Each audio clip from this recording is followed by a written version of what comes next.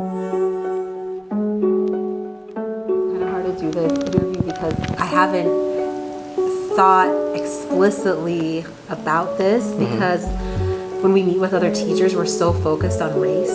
So even though gender was a big interest and focus of mine before I got to Mission, it almost feels like I haven't thought about this critically or at all unless a situation comes up. I complained about the fact that somebody tried to rape me in the locker room, or that I just got an entire cafeteria's worth of food thrown on me, which are things that did happen. Those things are ignored and swept away. It's not that big of an issue. And I think that might be, it's a natural occurrence for queer people in school, but it also and for a lot of the young women, it's difficult for them to create their identities on their own terms and be who they are, separate from the men in their lives, whether it's boyfriends, brothers, fathers. It's difficult for them to just, be themselves as human beings in their own right. The image of masculinity for us a lot of times comes with how many girls can you have sex with, how much money do you have in your pocket, what kind of car do you drive, how fast can you run. It's never about, hey man, when's the last time you said I love you to your mom? Hey man, when's the last time you told your girlfriend she looked nice? Hey man, when's the last time you got an A in the class? Those things are not looked at as being masculine. Those things are looked at as being soft. So we have to redefine what masculinity is in the Black community. And a lot of this comes from our times in slavery and the following era after that, which is Jim Crow. Fathers were displaced from the home a lot. Their women were raped and beaten in front of them. We were demasculated, if you want to say so.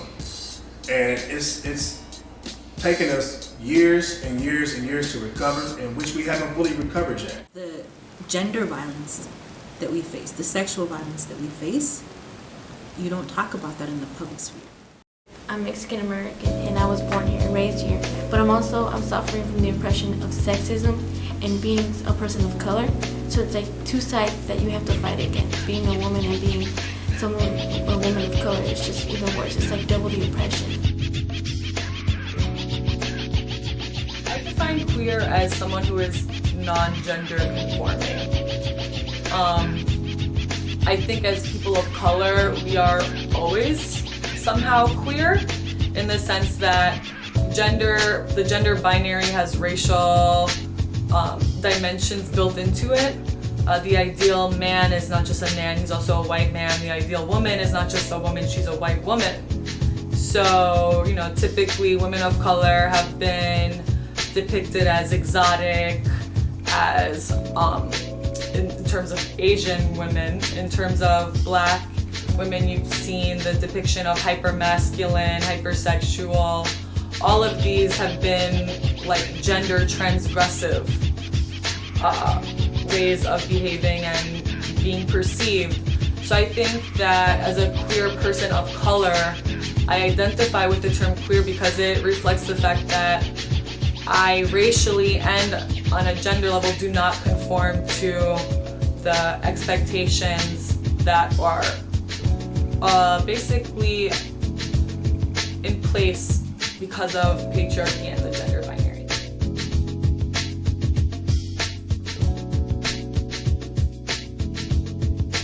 We had a transgender student 2 years ago.